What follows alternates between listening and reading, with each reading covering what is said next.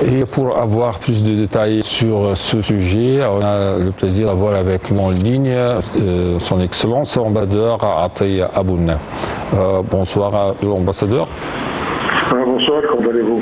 C'est bien. Et alors, Monsieur l'ambassadeur, l'intensification des efforts diplomatiques pour accélérer la deuxième phase du plan américain pour Gaza et les consultations de Jared Kushner avec l'Égypte et le Qatar et la Turquie, le rôle de Nikolai Mladinov dans la discussion des principaux enjeux de la deuxième phase.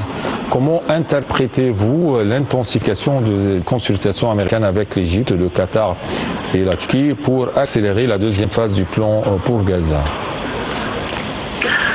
Bien, je pense que l'administration américaine, elle a prouvé, elle a donné des signes qu'elle n'était pas d'accord avec la politique israélienne qui continue à ignorer le plan de paix de Gaza et aussi et à refuser même le plan de désarmement de Hamas. C'est-à-dire que l'administration américaine, le président Trump et son envoyé spécial Kushner ont voulu mettre la pression sur le gouvernement de Netanyahou, le premier ministre israélien, pour qu'il commence à appliquer les accords de Gaza. Actuellement, Israël continue à violer les accords parce que sa présence s'est étendue à 60% du territoire de Gaza, alors qu'en octobre dernier, elle occupait 50% de Gaza. Oui. Maintenant, Israël a aussi continué sa politique de création de colonies, sa politique, le génocide continue en Cisjordanie et à Gaza. Alors, il fallait que les États-Unis et la communauté internationale interviennent pour essayer de changer ce scénario. Et bien sûr, l'Égypte est étroitement impliquée aux efforts d'application des accords de Gaza et a contribué d'une manière positive aussi à la conclusion de l'accord sur le moment de Hamas. Bien sûr, l'Égypte et les pays arabes et musulmans ont dénoncé les violations flagrantes des colons israéliens dans les territoires palestiniens occupés. Et encore, on travaille toujours sur le terrain pour appliquer l'accord de paix à Gaza en parallèle avec les condamnations des actes israéliens dans les territoires palestiniens occupés. À votre avis, le Hamas semble disposé à avancer vers le désarmement. Quelles garanties seraient nécessaires pour permettre la mise en œuvre concrète de cet engagement? Le Hamas a dit qu'il était disposé à travailler dans le dossier du désarmement, mais il a demandé aussi des garanties. Les garanties, c'est que les armes qu'il va remettre soient remises à une autorité, à l'administration chargée de gérer Gaza. Oui. C'est-à-dire M. Mendledov. Et aussi, c'est une nécessité pour... Mais les Israéliens, ils ont fait une sorte de manœuvre après qu'ils ont accepté ce plan. Ils ont dit qu'il faut qu'ils remettent toutes les armes lourdes et même personnelles. Et ils ont augmenté d'autres conditions, je crois, pour encore bloquer l'accord. Oui, bien sûr, parce que les Israéliens disent qu'ils veulent que le désarmement soit complètement effectué avant qu'ils ne retirent le moindre soldat ou qu'ils ne retirent leurs troupes de Gaza. Ils contrôlent actuellement plus de 58% du territoire de Gaza. Alors c'est contre l'esprit des Israéliens. On montre encore qu'ils sont de mauvaise foi, qu'ils cherchent des prétextes pour mettre le bâton dans les roues et bloquer le processus de paix à Gaza, et de reconstruction de Gaza et de désarmement de Hamas.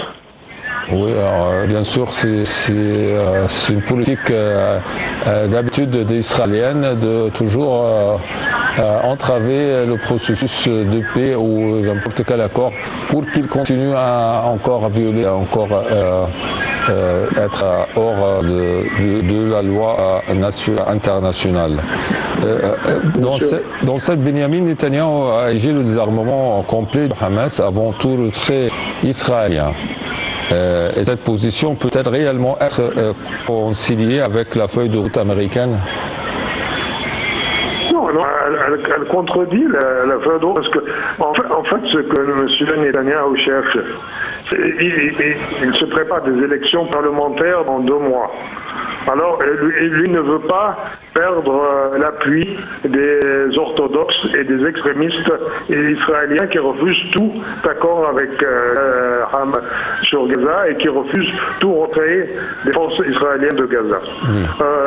Ce sont des fins électorales. Lui, il veut garantir l'appui des colons israéliens, bien sûr, qui continuent à bafouer le droit international, qui continuent à profaner la mosquée de l'Aqsa et les violations des droits de l'homme à Gaza et en Cisjordanie se poursuivent. Alors, Netanyahou, pour lui, son agenda, c'est de gagner les élections.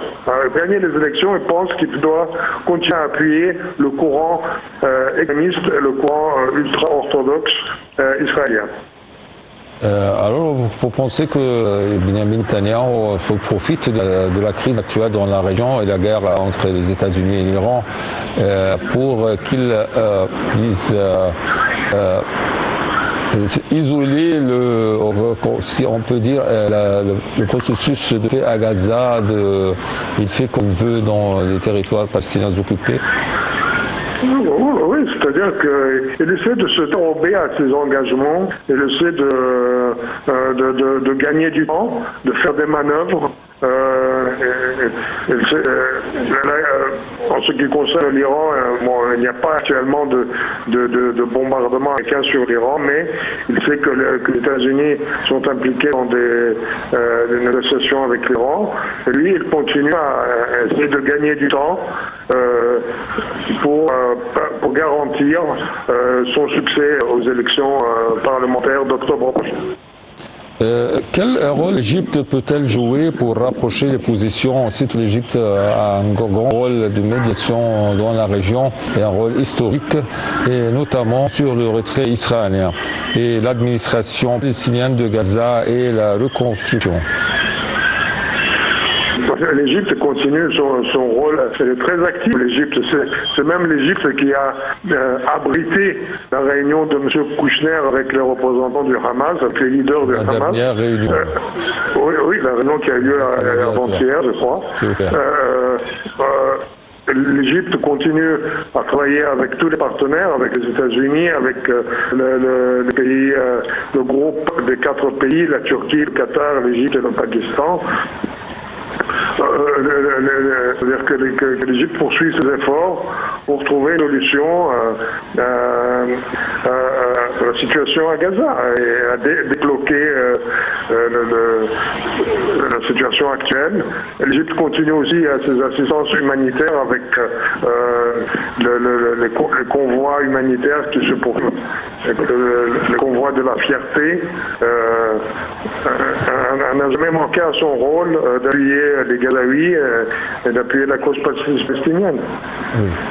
Bien sûr, l'Égypte, toujours le peuple palestinien regarde l'Égypte comme un parrain efficace et qui garantit et sait toujours aussi comment négocier avec les Israéliens, avec une grande histoire avec eux. Ils savaient bien les manœuvres israéliennes dans les négociations.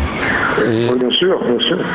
Peut-on aujourd'hui espérer un passage effectif à la deuxième phase où les divergences entre Israël et le Hamas, on ne peut pas dire que divergence parce qu'ils ont accepté toutes les conditions, mais c'est la part des Israéliens qui doit, la communauté internationale et les États-Unis réalisent les pressions sur les Israéliens, Benjamin Netanyahu. Personnellement, je ne suis pas très optimiste que le gouvernement israélien va accepter facilement de retirer ses troupes de Gaza et de honorer ses engagements en ce qui concerne le plan de paix à Gaza et en ce qui concerne aussi le désarmement de Hamas, ce qui impliquera le retrait des troupes israéliennes, mais je pense aussi que l'administration américaine va continuer ses pressions sur le Premier ministre Netanyahou et le gouvernement israélien pour que les choses bougent dans un sens positif. Je ne suis pas sûr que cela sera facile parce qu'Israël a toujours montré qu'il était de mauvaise foi et qu'il ne respectait pas ses engagements. D'autre part, Monsieur l'ambassadeur, est-ce que la communauté internationale peut aussi exercer des pressions sur Israël concernant les colonies israéliennes et les colons qui violent quotidiennement maintenant et qui envahissent les territoires palestiniens occupés et terrains des Palestiniens sous la protection de l'armée israélienne, de l'armée de l'occupation? Est-ce qu'il y a un espoir une sorte de sanction, par exemple, aux colonies israéliennes, mais d'une façon institutionnelle, pas pays par pays, comme on a vu l'Espagne a fait une sorte de sanction, la Belgique, le Luxembourg, mais l'Union européenne, jusqu'à maintenant, il n'y a pas de décret concernant ces violations. Malheureusement, l'Union européenne, ça c'est un avis personnel, n'a pas le même levier que les États-Unis pour faire pression sur l'Israël. Alors, certains pays européens sont solidaires de la cause palestinienne et de la tragédie qui a lieu à Gaza, c'est bien. On sait que l'Espagne, l'Irlande, la Belgique, le Luxembourg, d'autres pays aussi, mais en fait, les grandes puissances européennes, elles sont réticentes à prendre des mesures efficaces contre le gouvernement israélien. Donc, moi, je parle de pays comme l'Allemagne, même la France et le Royaume-Uni. C'est une condamnation. Parfois, il y a des condamnations, mais ce sont des condamnations faibles et qui ne donnent pas de résultats concrets. Oui. Exactement. Monsieur l'ambassadeur Ataya Abnaga, merci bien d'être avec nous dans notre édition des coulisses du Moyen-Orient. Et voilà, mesdames et messieurs, on vient à la fin de notre édition pour aujourd'hui et on se retrouve demain avec une autre édition. Merci pour votre attention et bonsoir.